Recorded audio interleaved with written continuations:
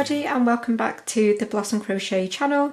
And in this tutorial I'm going to be showing you how to create this really fun edging or border for your projects. So this, I've struggled to think of what to call it, but obviously you can call it whatever you like, but because they just remind me of tiny curly little pig's tails, that just had to be in my name for it.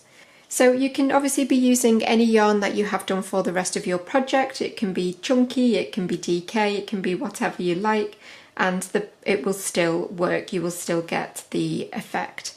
But it's a very tactile stitch as well, and obviously it would be great for on baby blankets as well. It would be really interesting to use on those, but it would also make really wonderful ends for a scarf. But obviously if you were using this as almost tassels for on the end of a scarf, you would probably want to do a much longer chain than I show you in the video, but I do talk about that during the tutorial.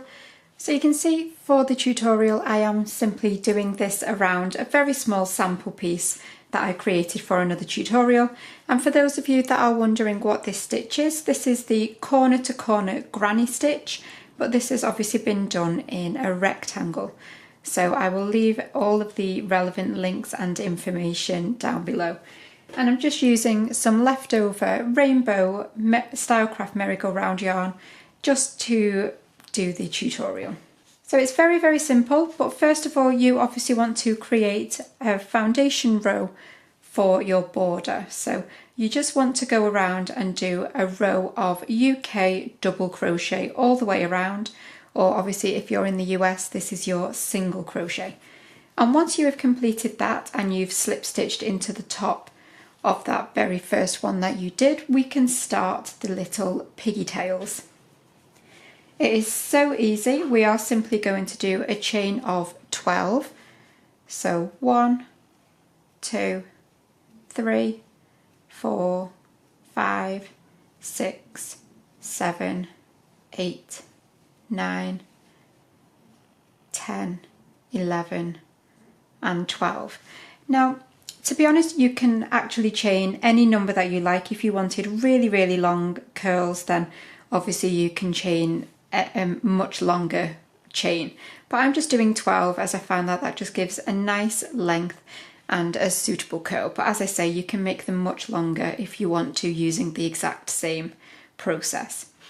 So now we're going to do some stitches into all of our chains. So we're going to skip the very first one just here, and we're going to work into the second one, and we're going to do 2 UK double crochets. So you're going to insert your hook, yarn over and pull up, yarn over, pull through both. So obviously these are US single crochets, and then back into that same chain you're going to do another one. So that's 2 double crochet in the same chain. You're going to move on to the next one, and you're going to put 2 double crochets into that stitch. And again into the next. So you can see where this is going. You are simply going to put 2 UK doubles into each stitch, and in the next. So you can do that into each of your chains. You can put 2 double crochet. So obviously I'm just going to stick with you because it's not going to take me a massive amount of time to do these. So you can see obviously the further down towards the bottom of the chain you get, the little curly bit might be getting in your way a little. So I've just got my very final chain to work here. So 2 doubles into that stitch, and then into the very same stitch where we came up with our chain in the beginning, we're going to slip stitch. So insert your hook, yarn over and pull through both of those loops.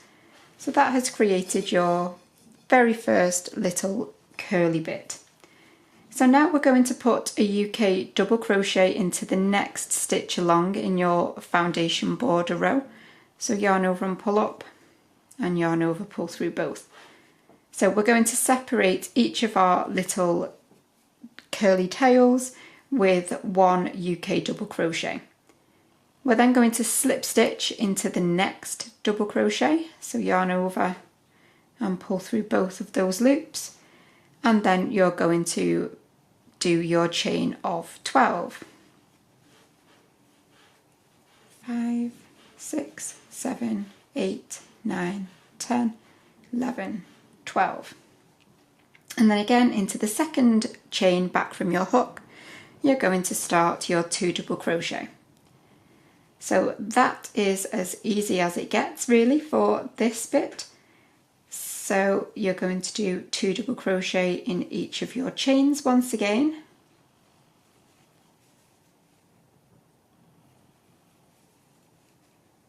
And then you're going to slip stitch at the bottom.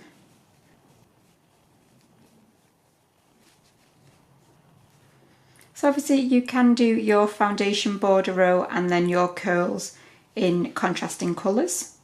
You can do whatever selection you fancy. So I'm just completing my final 2 doubles once again. And then back into that same space where we chained up from, we're going to slip stitch. And then again into the next stitch we're going to put a double crochet